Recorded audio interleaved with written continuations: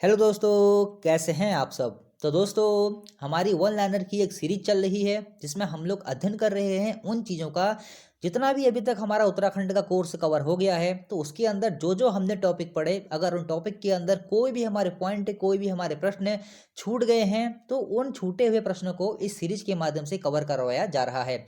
और साथ ही में ये भी देखा जा रहा है दोस्तों कि वर्तमान में आपकी 4-5 किताबें उत्तराखंड की काफ़ी महत्वपूर्ण हो गई हैं, जहाँ से आपकी परीक्षा में प्रश्न पूछे जा रहे हैं। हालांकि ये सारी किताबें मैंने आपको कवर करवा दी हैं, लेकिन यहाँ से कुछ भी प्रश्न अगर छूट गए हैं, छोटे मोटे जो भी प्रश्न आपके छूट गए हैं, तो उन सारे प्रश्नों को इसी सीरीज के माध्यम से कवर करवाया जा रहा है। तो चलिए शुरुआत करते हैं। उत्तराखंड में महत्वपूर्ण प्रश्नोत्तरी आज हमारे भाग 8 होने वाला है।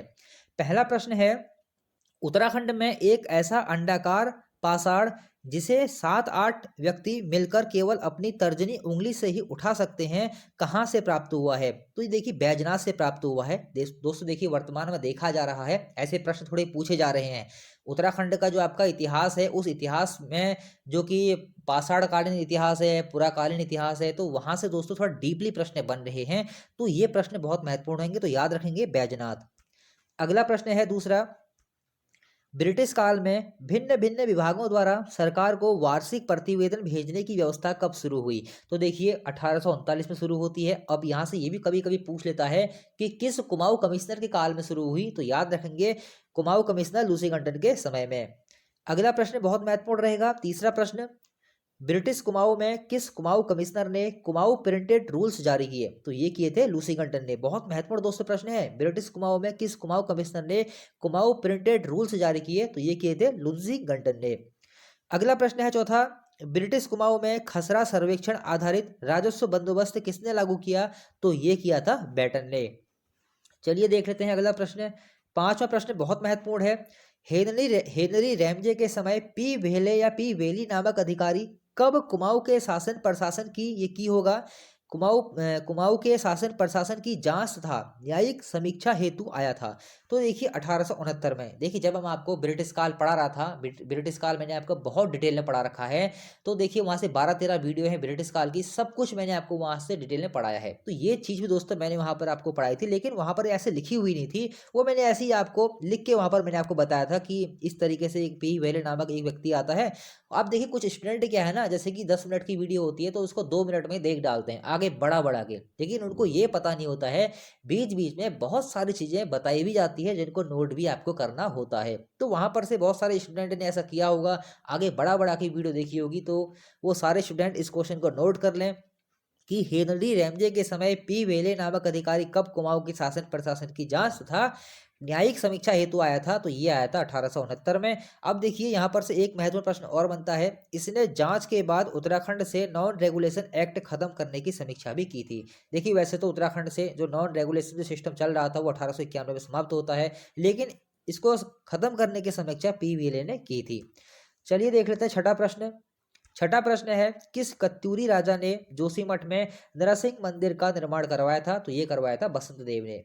सातवां प्रश्न, किस कत्यूरी शासक को दानी प्रवृत्ति का शासक बताया गया है। तो ये बताया गया है ललित सूरदेव को। देखिए कत्यूरी वध से आपके काफी प्रश्न एग्जाम में बनते हैं, तो इसको बिल्कुल भी आपको स्किप नहीं करना है।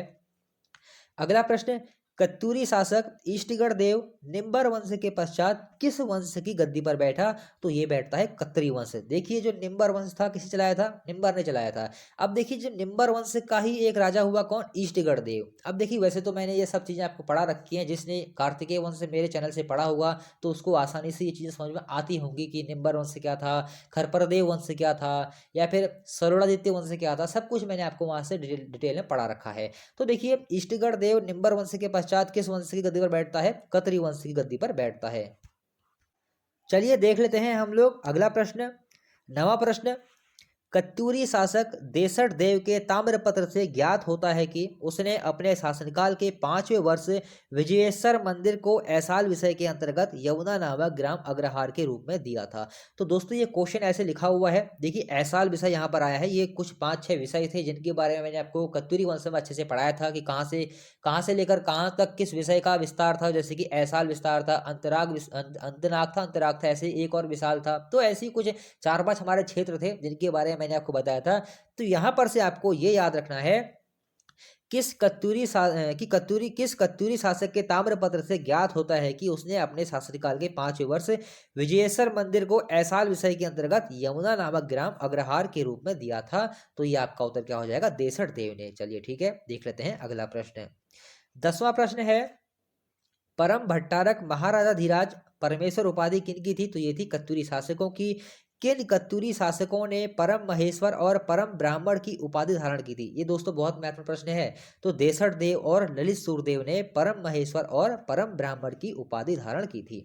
12वां प्रश्न है, किस कत्यूरी शासक ने बुद्ध श्रमण शत्रु उपाधि धारण की थी? ये क्वेश्चन दोस्तों बहुत महत्वपूर्ण है।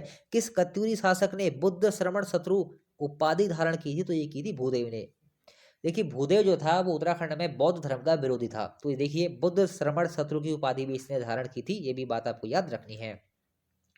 13वां प्रश्न, कत्यूरी कालीन निर्मित मंदिरों की शैली पर किस शैली का प्रभाव देखने को मिलता है? तो ये मिलता है नागर शैली का प्रभाव। ये भी इंपॉर्टेंट रहेगा आने वाली परीक्षाओं के लिए। 14वां प्रश्न है, कत्यूरी कालीन मंदिर दो प्रकार के हैं, कौन कौन से? एक आते हैं छत्रयुक्त मंदिर, एक आते हैं शिखरयुक्त मंदिर। अब जो छत्रयुक्त मंदिर हैं ये काष्ठ और पाषाण से निर्मित है, यानी कि लकड़ी और पत्थर से निर्मित है, और जो शिखरयुक्त मंदिर है ये सिर्फ और सिर्फ पत्थर से निर्मित है। तो ये क्वेश्चन दोस्तों आपका बन सकता है कि कत्यूरी कालीन जो मंदिर थे वो कितने प्रकार के थे? दो प्रकार के, छत्रयुक्त मंदिर और शिखरयुक्त मंदिर। अब देखिए जो छत्रयुक्त मंदिर हैं इनको पैगोडा प्रकार के मंदिर भी कहा जाता है। हो सकता है पूछ ले आपसे कि पैगोडा प्रकार के मंदिर किन्हें कहा जाता है? तो आपका उत्तर क्या हो जाएगा? शिखरयुक्त मंदिर को। चलिए देख लेते हैं अगला प्रश्न। 15वां प्रश्न है, ब्रिटिश काल में कौन व्यक्ति अल्मोड़ा के दवाखाने तथा अन्य स्वास्थ्य कार्यों के लिए नियमित चंदा देते थे? तो ये देते थे खंचाजी तुलाराम साहा। दोस्तों ऐसे प्रश्न आते हैं, बिल्कुल भी आपको स्किप नहीं करना है। 16वां प्रश्न है, ब्रिटिश काल में रेंट व टेनेंसी के मामलों में कुमाऊं न्यायालयों के लिए नियम कब बनाए गए? तो ये बनाए गए थे 1918 में। दोस्तों वीडियो जल्दी जल्दी इसलिए समाप्त कर रहा हूँ, दरअसल बगल में शादी है, जल्द ही आपका म्यूजिक शुरू होने वाला है। जैसे ही डीजे या ढोल बजना शुरू होगा तो उसके बाद तो वीडियो बनाना बेकार ही है। तो वैसे बजना शुरू हो गया है हल्की हल्की आवाज़ में, थोड़ा सा आप लोग मैनेज कर लेना, इसलिए मैं थोड़ी जल्दी जल्दी बोल रहा हूँ वीडियो में। तो ब्रिटिश काल में रेंट व टेनेंसी के मामलों में कुमाऊं न्यायालयों के लिए नियम कब बनाए गए? 1918 में। 17वां प्रश्न है, ब्रिटिश काल में राजस्व पटवारियों की पुलिस शक्तियों के नियम कब बने? देखिए राजस्व जो पटवारी थे उनकी पुलिस शक्तियों के नियम कब बने? ये क्वेश्चन दोस्तों बहुत महत्वपूर्ण रहेगा, थोड़ा ध्यान से पढ़िए इसको। ब्रिटिश काल में राजस्व पटवारियों की पुलिस शक्तियों के नियम कब बने? तो ये कब बने थे? 1916। बहुत महत्वपूर्ण दोस्तों प्रश्न है आने वाली परीक्षाओं के लिए। उसके बाद देखिए 18वां प्रश्न है। 18 देखिए दोस्तों मैं आपसे हमेशा एक यही बात कहता हूँ कि आप लोग मेरे नोट्स के साथ में परीक्षा वाणी का अध्ययन करते रहिए। जितना भी मैंने आपको उत्तराखंड में पढ़ाया है उसके साथ में आप लोग परीक्षा वाणी का अध्ययन करते रहिए। हालांकि परीक्षा वाणी की भी अधिकांश चीज़ें मैंने कवर करवा रखी हैं, लेकिन फिर भी आप लोग परीक्षा वाणी प्लस मेरे नोट्स से कवर करते रहिए। आपकी उत्तराखंड बहुत अच्छी हो जाएगी, 35+ मार्क्स आप लोग लेके आएंगे उत्तराखंड में, इतना आप लोग कवर कर लीजिए। 18वां प्रश्न है, ब्रिटिश काल में सेब के बागान के लिए लगाया गया मॉडल गार्डन स्थित है? तो ये देखिए चौबटिया अल्मोड़ा में लगाया गया। तो ये क्वेश्चन महत्वपूर्ण रहेगा। ब्रिटिश काल में सेब के बागान के लिए लगाया गया मॉडल गार्डन कहाँ है? चौबटिया में। और चौबटिया कहाँ पर है? अल्मोड़ा में। फिर देखिए कुमाऊं कमिश्नर पौ ने गढ़वाल में 2 कानूनगो कब नियुक्त किए? ये क्वेश्चन बहुत महत्वपूर्ण है। तो 1896 में।